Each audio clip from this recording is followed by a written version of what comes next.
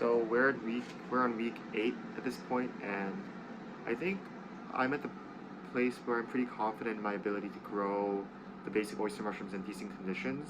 And so last week, like the end of last week and this week, I'm going to spend kind of reconfiguring my basement for three key factors. One is the airflow, two is kind of automating the humidifier refills, and then third is expanding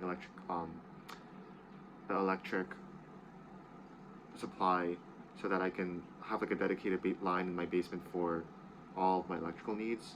So I'll be threading like a new electrical line in my basement. Um, yeah, so let's take a look at the grow tent. So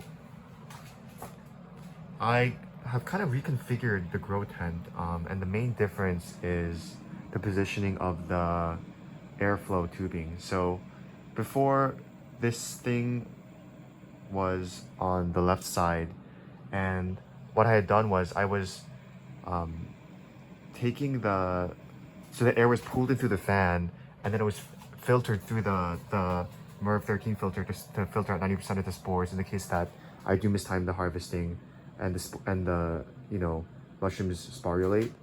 And then my HEPA filter on the outside would like slurp up any like of the air that was being expelled past the filter box. But I realized that in the event that I do mistime the mushroom harvest, which will probably happen more than once because I'm still like a beginner and there are things that happen, I don't want all of that air being spewed into my house. So what I did was I put the inline fan back on this side, and then I threaded the like tubing through my window so that it's expelled outside. And so this is kind of a residential area, so I'm a little bit worried, but between the fact that the MERV filter should filter 90% of the particles, and there really shouldn't be much in the first place if I time the harvesting correctly, I think it should be fine. And the wind should be able to disperse any of the remaining spores out because there's like enough space outside. So that was one of the main changes that I made this yesterday. Actually, I just finished setting that all up, and so I think now I'm a lot more confident from the standpoint of scaling up. At this point, I just need to add the other racks and start putting down and start sterilizing more substrate and mixing it with the spawns. I did make a kind of a decision in the past week. I decided that I was actually not going to use buckets because for the bucket method, they generally recommend not you usually pasteurize the substrate of straw or sawdust using like hydrated lime or some sort of like treated water, and that is not quite as effective as sterilizing the substrate using a pressure cooker or an autoclave or something like that.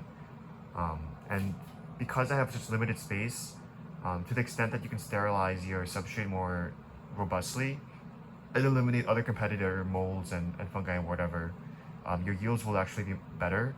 So in order to maximize yields in this small space, I want to go with the most effective method, which is not pasteurizing things using hydrated lime water with higher pH, but sterilizing everything completely using a pressure cooker. And I have limited enough capacity that I can do everything using a pressure cooker at this point. So I think I'm gonna do away with the buckets, add rows and rows of bags, and then use oak sawdust and soy pellets to grow most of my mushrooms. So yeah, that's one big change that I'm making, and I'm excited to see where that'll take me. So that's about it for this grow tent. It has been a little bit tedious refilling the humidifiers. It's hard to see right now, but refilling the humidifiers every day. So I'm probably going to get like a floating valve and humidifier, and then like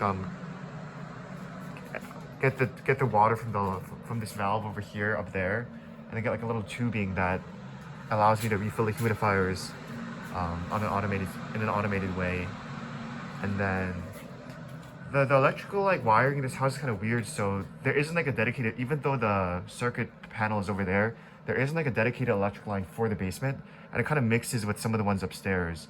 And so there's this like weird case when there's an over, I don't even know how to say it because I'm not an electric guy, but sometimes the electricity in the basement turns off. You have to like turn it back on. So I bought the supplies I need to add a couple lines in the basement directly from the electric panel, and I'm gonna have my um, electrical engineer friend come over and help me with setting that up. So yeah, I'm excited for kind of getting those things all out of the way, automating the humidifier refills, expanding electric capacity, changing the air vent tubing, which I finished for now, and that'll really allow me to focus on the growing part in the next couple weeks, and work on the lab stuff. So yeah, that's my week 8 update, and I'll probably make another video at the end of this week.